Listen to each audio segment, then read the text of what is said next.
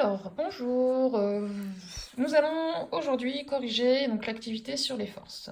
Alors, le document 1 reprend les choses indispensables à savoir sur une force. Donc, une interaction est modélisée par une force, caractérisée par. Donc, vous allez voir qu'il y a 4 caractéristiques donc, à apprendre par cœur pour pouvoir décrire une force correctement. Donc, tout d'abord, le point d'application. C'est le point où va s'appliquer la force. Il y a 2 possibilités. Ce sera soit au centre de l'objet s'il s'agit d'une interaction à distance. Et vous verrez en règle générale, le centre de l'objet, on l'appellera toujours grand G pour centre de gravité. Et s'il s'agit d'une interaction de contact, ce sera au niveau du contact entre les 2 objets. D'accord ?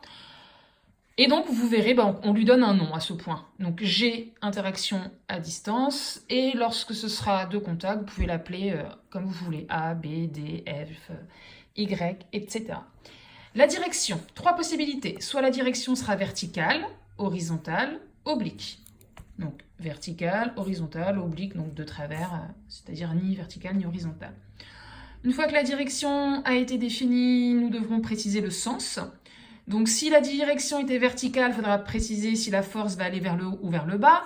Si la direction était horizontale, il faudra préciser si ça va aller vers la gauche ou vers la droite. Et si c'est oblique, vous aurez 2 choses à préciser. Donc, oblique vers le haut et la gauche, vers le bas ou la droite, etc.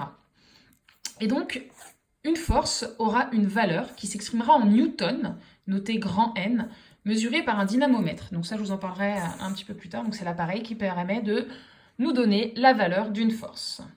Donc là, je vous ai donné un exemple de situation avec un homme qui tire un chariot. Et donc, on va s'intéresser aux forces qui s'exercent sur le chariot. Là, pour l'instant, j'en ai représenté qu'une seule, qui est la force exercée par le fil sur le chariot. Vous pouvez, si ça vous aide, repasser par le diagramme des interactions que nous avons corrigé à l'activité précédente. Donc, vous placez au centre l'objet dont on étudie les forces, donc le chariot, et vous regardez avec quoi est-ce qu'il est en interaction. Il est en interaction avec le fil, interaction de contact car le fil est accroché au point I au chariot, donc double flèche en pleine. Et vu qu'on se situe sur Terre, effectivement, il y a encore l'interaction à distance avec la Terre. Donc là, par exemple, je vous ai représenté seulement la force de contact entre le fil et le chariot, qui s'applique au point I, donc point de contact des 2, direction oblique, puisque c'est ni vertical ni horizontal, et le sens, ce serait un peu vers le haut et vers la droite. Et la valeur, là, je ne vous l'ai pas donnée. Nouveauté, cette notation, F, flèche, fil, slash, chariot. C'est la notation qui va nous permettre d'écrire plus vite, qui va remplacer donc la dernière phrase qui est écrite ici. Une force exercée par le corps A sur le corps B est représentée par un segment fléché noté FA/B. Donc là, par exemple, ça se dirait la force exercée par le fil sur le chariot. Donc cas général, FA sur B. Et on met une flèche pour montrer donc, que c'est bien une force. Sur le deuxième exemple, je vous ai représenté donc une dame qui est en train de grimper le long d'une paroi, qui fait de l'escalade. Et donc là, on peut voir qu'elle est en interaction avec 2 choses. Donc, première interaction à distance avec la Terre, car on est situé sur la Terre, et interaction de contact avec la corde, car la fille n'est pas en train de tomber, on voit bien qu'elle est suspendue dans le vide grâce à la corde. Donc là, je vous ai dessiné donc, les 2 points d'application. Le point d'application de la force de contact de la corde, donc qui s'applique là où la fille est accrochée au harnais. J'ai décidé de l'appeler A. Et vu qu'on est sur Terre, l'interaction avec la Terre, qui s'applique au centre de gravité de la fille et que j'ai appelé G, comme je vous avais expliqué précédemment.